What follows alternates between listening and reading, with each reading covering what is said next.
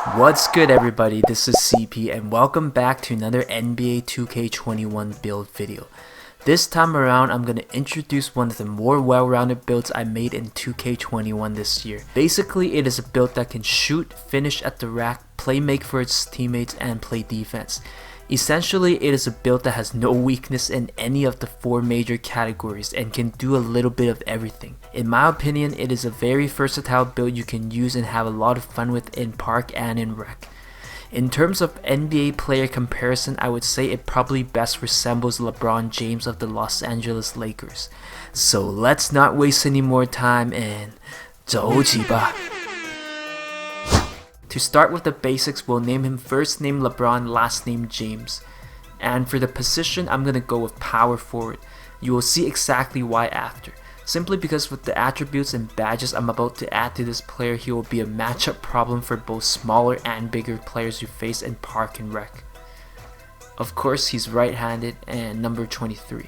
Now, moving on to the pie charts, there are a few that you can go with, but to be as well-rounded as possible, I feel like choosing the playmaking and finishing one is the best.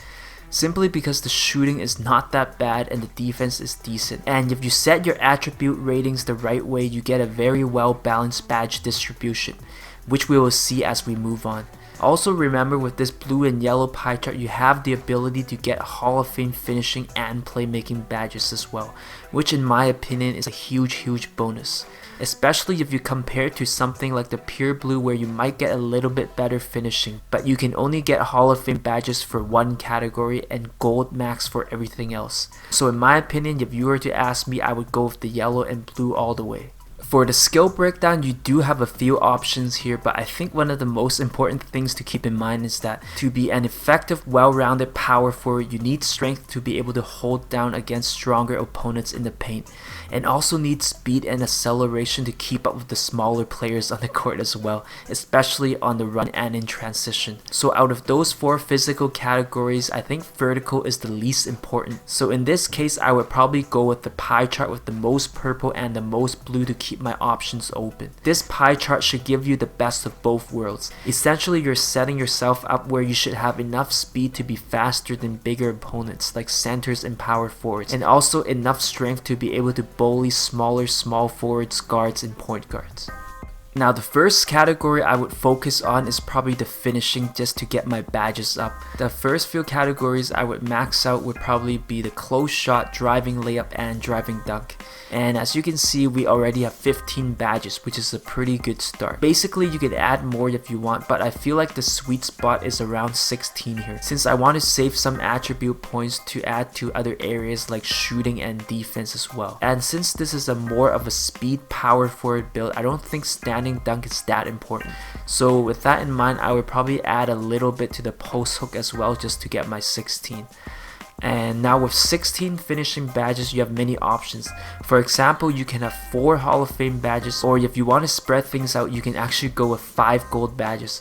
Or even to further break things down, you can go with 3 gold and 3 silver and 1 bronze. So basically, as you can see, with 16 badges, there's plenty of options and you should be a pretty strong finisher at the rack. Moving on to the shooting, I would definitely max out the mid-range and the 3 to give this build some versatility, and to be a threat to be able to score from outside the paint, because I don't really want this build to be one of those power forwards that can't shoot at all. And as a big, I feel like if you're able to shoot even a little bit, you make things so much easier for yourself and your teammates, because that way you will keep your opponents always guessing and they just can't park themselves under the basket the whole game. Now to get my badge count up, I would probably go down and add to the 3 throw, and as you can see, this gives us 7 badges. Now the beauty about this setup is if you add to the post fade, you can actually get over 10 shooting badges. In fact, if you max it out, then you get a total of 12. This, in my opinion, is a huge game changer. Remember, we chose the finishing and playmaking as our primary attributes. So it seems kind of crazy to me that we're able to squeeze out 12 shooting badges out of this pie chart. So let's go with that. For playmaking, I would max out the ball handle and the pass accuracy. As you can see, it gets us straight to 14 badges, and I think having a 76 pass accuracy and a 67 ball handling definitely makes you an above average playmaker at the power forward position. Like LeBron, I think this build has the ability to be your team's primary playmaker, and you can kind of play like a Draymond Green point forward type of role depending on what team you play for. You can also add a little bit to the post moves if you want more playmaking badges, but personally I don't think the trade-off is that great, and I rather focus on making this build as well-rounded as possible. So therefore I would rather spend my points on defense and rebounding and get my badges there instead. Moving on to defense, I think the most important attribute to upgrade is the interior defense. Since you'll be probably matched up against bigger players most of the time, you want to be able to hold your own in the paint. So interior defense is definitely my top priority. At the same time, I would probably load up rebounding because I'm not gonna lie, as a big, if you can't grab boards, then you're pretty useless. Going forward with what's left, you can add it to steal, but I feel like block is more useful since you'll be in the paint a lot more and it helps with altering shots or blocking shots. And LeBron is also a pretty good shot blocker in real life, so you might want to replicate that part of his game. And finally, with what's left, I would add it to the lateral quickness. Not only will this help you stay in front of bigger players better, but also it helps in giving you more speed on defense to catch up to smaller guards and small forwards you'll face. And now you can see the final badge setup gives us 16, 12, 14, and 10. It's fair to say that you don't really have any weakness in any particular category, and you can get at least gold badges in every category, so to me that's pretty amazing. And this is pretty much a Swiss Army knife type of player that can do a little bit of everything. He can slash and finish at the rack, have enough badges to be a decent mid-range shooter, and can hit the occasional three-pointer as well. As a playmaker, he can be counted upon as your team's primary or secondary playmaker, especially if your teams have a lot of shooters around that want to catch and shoot. You can be the guy that sets them up. Finally, he isn't a liability on defense either. He can grab boards, block shots, and is pretty fast for a power forward with pretty good interior defense. So to me, that's a pretty well-rounded defensive player. Depending on how you set up your defensive badges, I feel like 10 is pretty good, considering defense is not even this build's primary attribute. It's finishing and playmaking, as we remember the pie chart we chose in the first part. For the body type, it doesn't really matter, but I like going with built because I think it best resembles LeBron in real life, so let's go with that. And now for the height, this part is pretty important. You can stay with 6'9" if you want, which is okay, there's nothing wrong with that, but in my opinion, I think you benefit a lot more by going down to 6'8". Just by looking at all the boosts you get with your shooting, ball handling, mid-range shot, and most importantly the speed and the acceleration.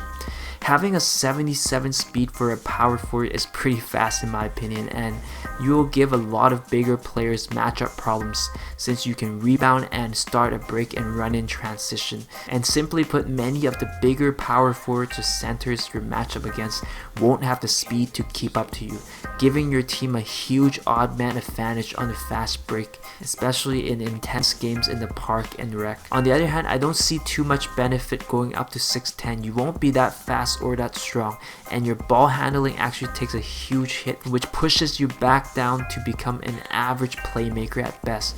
And if you go all the way down to 6'7", you might gain a little bit more speed as a power forward, but if you look at all the other stats, you sacrifice way too much defensively and rebounding, and you pretty much become a pylon in the paint. So I would probably stay away from 6'7". And overall, if you were to ask me, I would probably go with 6'8", as I think it's the perfect middle ground to make you the most well-rounded power forward. For the weight, you can play around with it a bit, but I don't think there's too much benefit going max weight. As you can see, the only thing that you really gain is the strength and interior defense, but your speed takes a bit of a hit. And in order to keep this build as well-rounded as possible, I think it's crucial that you maintain a decent speed, so I wouldn't sacrifice any speed if you ask me. It also makes no sense to go all the way down either. As I stated many times, without any strength, you'll be eaten alive in the paint and you'll get bullied all day long. So I can't do that. So I think going something around 247 is a good weight. You get that little bit of extra strength to hold down big players in the paint, and at the same time you don't really sacrifice any attribute ratings in any of the other categories. For the wingspan, you can move it up or down if you want, and for most of my builds I usually adjust it to give me a little bit more shooting, but It really depends on what stats you want to chase, but as you can see with this build and all the numbers, going either way doesn't really give me enough to sacrifice. So I think keeping it at 85 is the best, because if you look at the overall stats, it is pretty well balanced, and I really think this is the sweet spot for this build. So I don't want to sacrifice too much shooting or too much dunking or driving or layup. So with that said, I'll probably stick at 85. And now finally let's move on and see what we have made.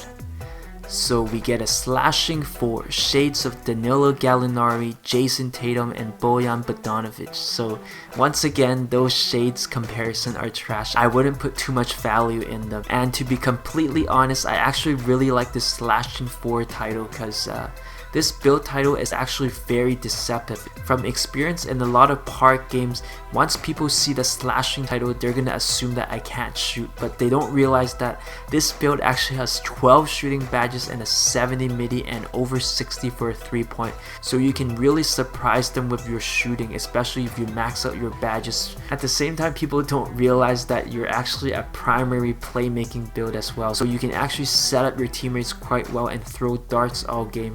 And as a huge bonus, you also have 10 defensive badges. Those 10 defensive badges and the ratings you have set up, I think you should be a pretty decent defensive player if you know how to use positioning and know how to take care of your opponents. So if you were to ask me, this is probably one of the most well-rounded builds you can build in NBA 2K21 this year. And if you like this video, please remember to like, comment, and subscribe for more future gameplay.